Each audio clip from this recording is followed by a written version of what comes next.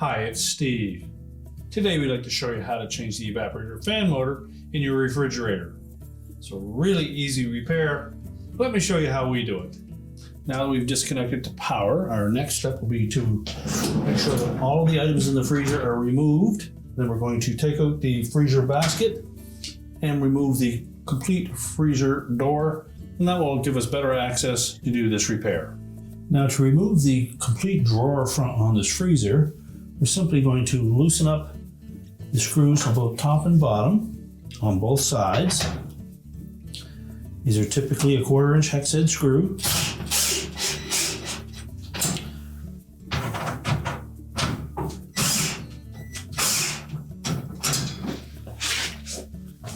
Do the same on the opposite side. And then carefully lift up equally on both sides of that door.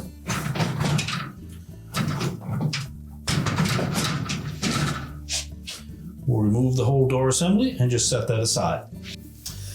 Next, we'll just remove that basket to get that out of the way. Simply lift up on it, pull it away from the frame and set it aside. Now as well, we'll want to remove these plastic covers on both sides. Simply release the little locking tabs while lifting up on them.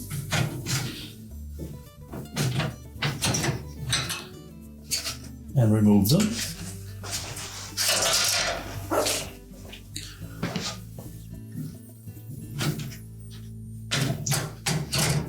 And set those aside. We'll also want to remove the upper basket, and to do so, you'll want to remove the screws that secure that upper track on both sides.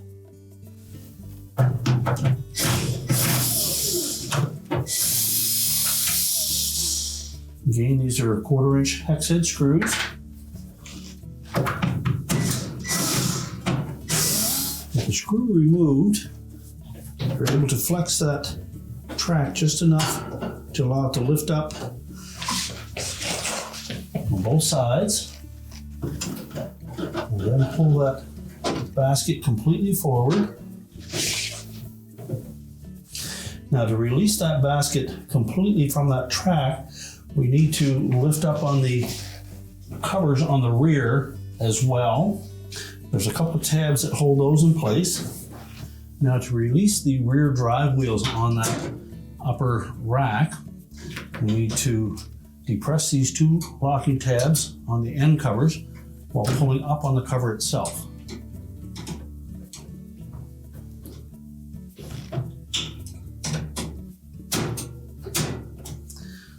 That will disengage the drive wheel from the track. So do the same on both sides.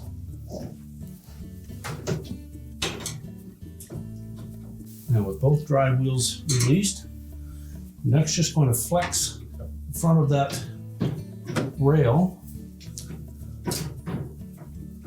enough that we can pull that rack out from underneath of it.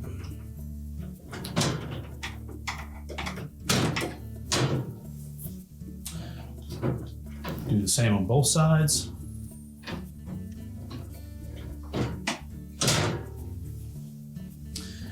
And then just lift that whole upper rack out and we'll set it aside.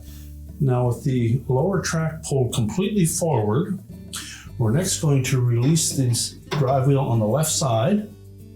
Just taking a flat blade screwdriver, going between the nylon drive gear and the metal track. And just pry that gear towards the center.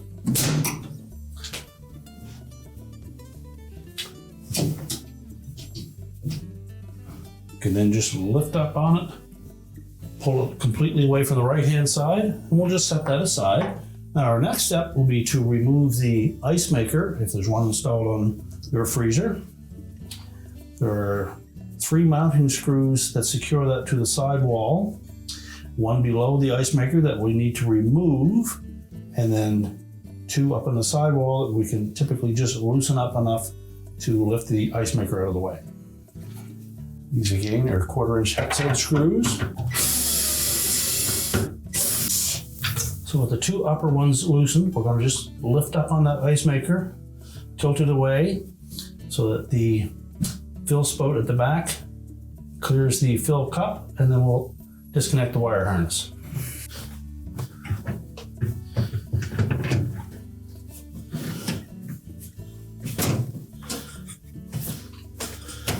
Now there are locking tabs on that wire harness. Simply squeeze those together and then remove the Icemaker and set it aside. Now with the Icemaker out of the way, we're actually going to remove that rear mounting screw. Next, we'll remove the screw that secures that cover for the fill spout. Now there are actually 4 screws that secure that evaporator cover in place.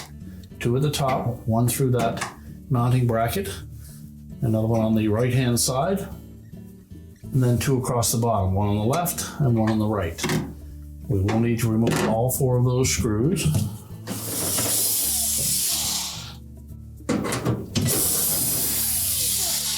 Well, next we'll remove that mounting bracket for the fill tube. Take a flat blade screwdriver and go into that tab on the left hand side.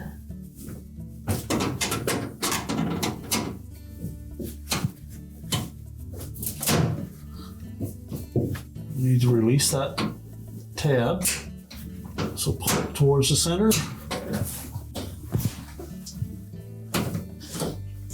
Once you release the left hand side, you can just pull to the left, tilt it out,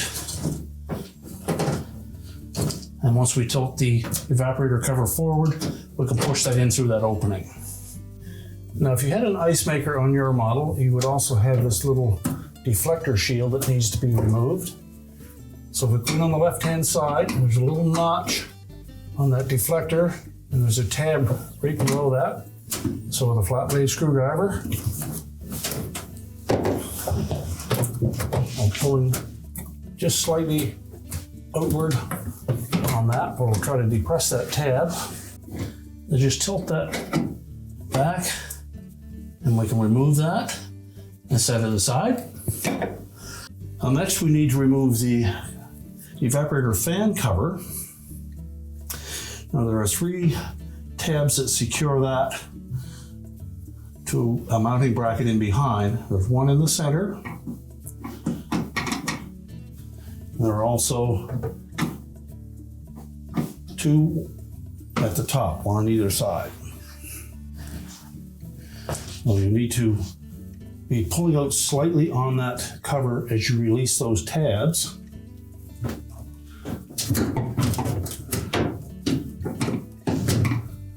So release the center one first.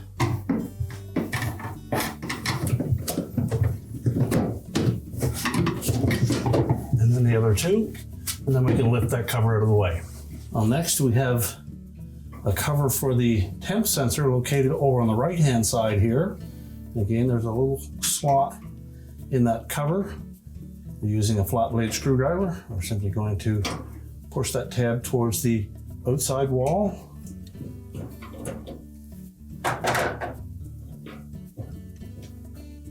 That will allow us to release that cover. You can then pop the sensor out of the holder, and we'll just set that aside. Now we're able to pull that evaporator cover forward at the top. As we mentioned, you'll be then able to tuck the holder for the fill tube in through that opening.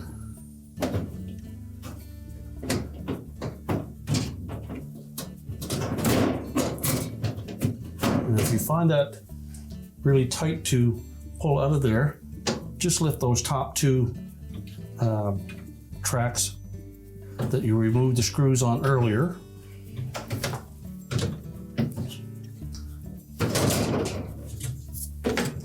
Just pop those out of the way.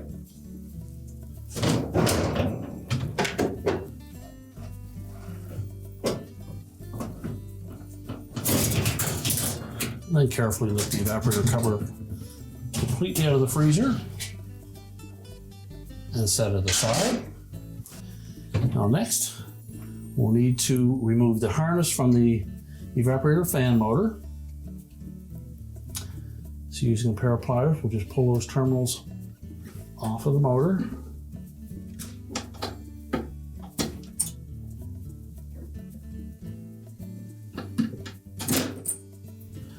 Now also that harness typically will roll in behind that mounting bracket. And we need to remove the mounting bracket and that harness. So we'll begin by taking the two mounting screws out. They're 1/4 inch hex head screws.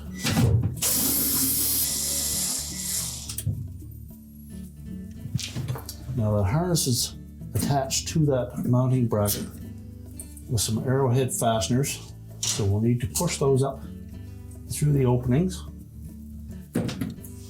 You may need to pull that bracket away from the back wall to get better access to it. Simply depress those fasteners.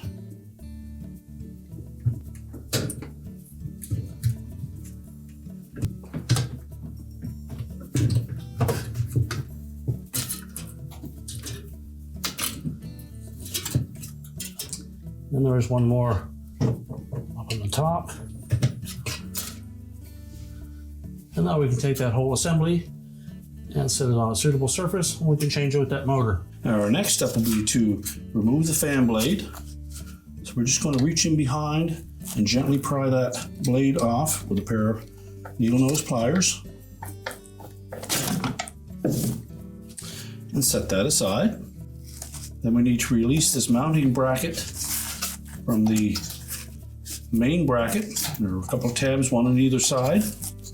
So using a flat blade screwdriver, we're going to come in from the front. So just go into this gap between the main bracket and that rear bracket. And just pry that enough that the tab will be released. Do the same on the opposite side. Once you've removed that bracket, you can then lift the old motor out of the housing. Be sure to remove the isolating bushing. Discard the old motor. And line up that bushing on the new motor. Now when positioning the new motor into the mounting bracket, make sure we line that up properly.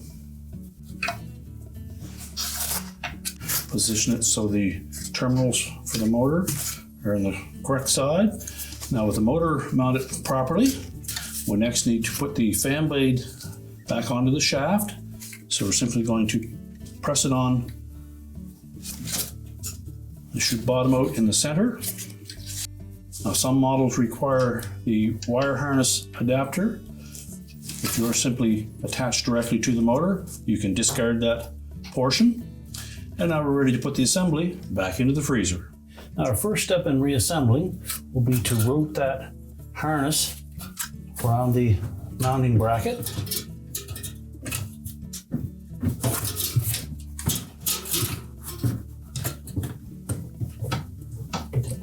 Now once we have that harness snapped into place,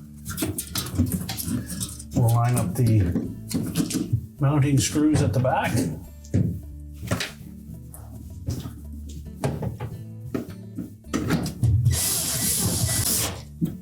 And we'll reconnect the motor harness.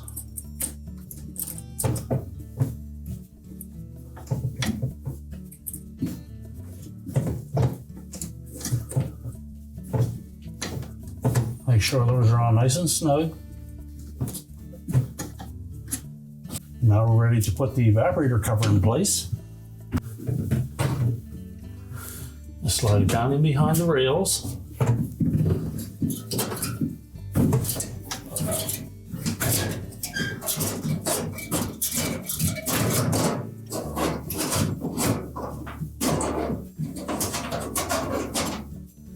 Make sure we feed the Icemaker harness out through. And be sure that the evaporator cover sits on the outside of the drain pan.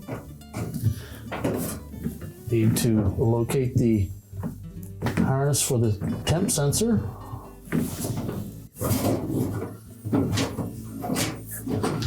and feed it through the opening at the top.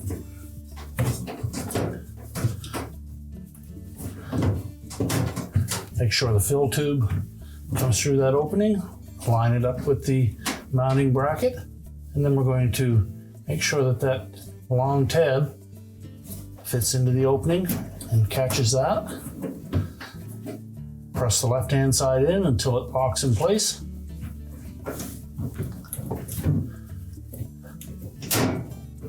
There's a little arrow that lines up in that notch.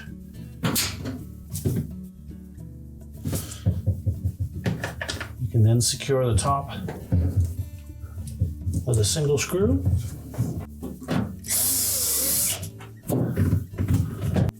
Line up the temp sensor with the opening in the cover. Fit it into the bracket in between those sets of notches. And then snap it into place on the cover. And again, we'll install a single screw at the back to hold that in place.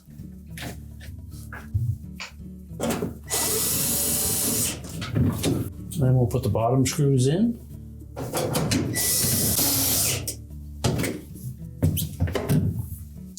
Now ready to install the cover over the evaporator fan.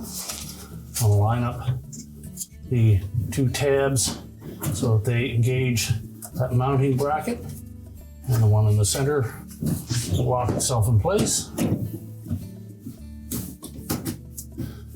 So line up the center and then simply press it back into place. Next, we'll install the cover or deflector for the Icemaker. The two hooks will fit into the third notch over in the center. And then it should just pivot down into place. Line it up and then snap it in place. Now we're ready to reinstall the Icemaker. Now before we lift the Icemaker up into place, we'll start that screw back in where we removed it earlier. We'll reconnect the wire harness.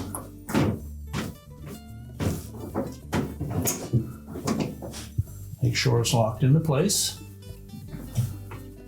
And also make sure that the fill tube fits through the opening in the fill cup.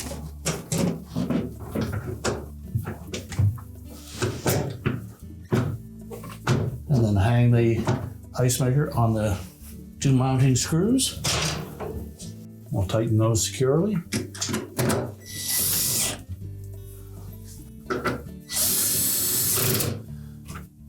And secure the leveling screw on the bottom. You may need to check the level of that Icemaker. If it's not perfectly level, loosen the screw on the bottom as well as both of them on the top, just a turn or two. Lift it up into place, tighten that screw in the bottom, and then the two top ones again. Now once we've got that done, we're ready to start putting the lower track together for the bottom basket. So next we're going to pull the bottom rails completely forward. We'll take that upper basket, make sure both end pieces are in the raised position, and then we're going to tuck. Next we're going to tuck those corners in underneath the stops on those top rails. Now once they're in behind that, you can just push that back out of the way. We'll lock those upper rails into place and secure them with the two screws.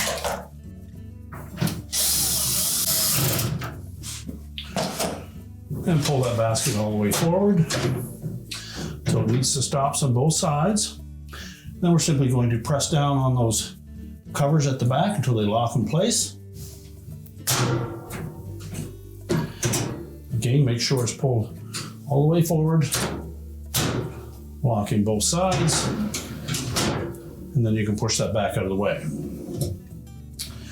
Now next we're ready to put the support rod in with the left-hand gear.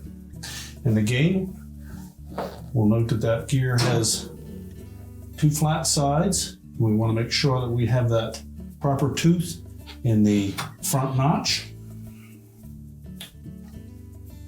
So be sure that both rails are fully extended.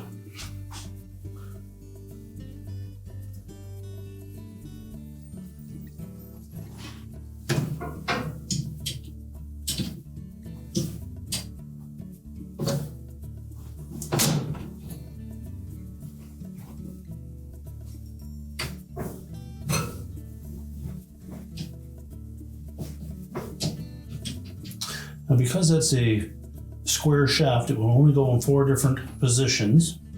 So it's pretty easy to make sure that we have it lined up so that that first cut tooth fits into that first hole when the rail is fully extended.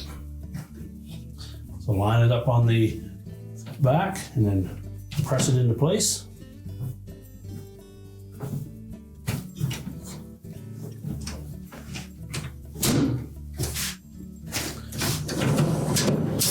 And check the operation. And now we're ready to install the rest of that lower basket.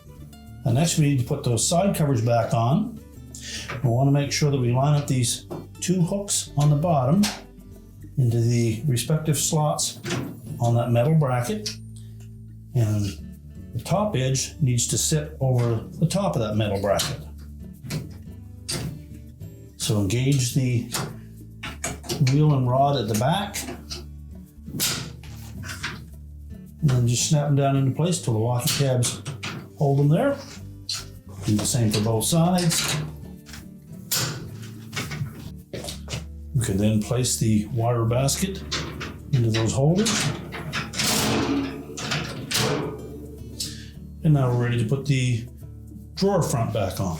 So when installing that drawer front, we just need to make sure that we line up the 2 screws with the slots on the mounting brackets. It's easier to do one side at a time.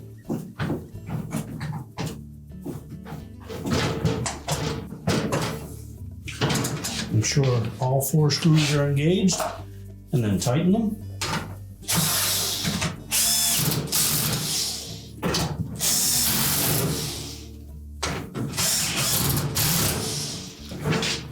And just check the operation. And now we're ready to push the refrigerator back into place. Now we can push the refrigerator back into place, reconnect the power, and your repair is complete.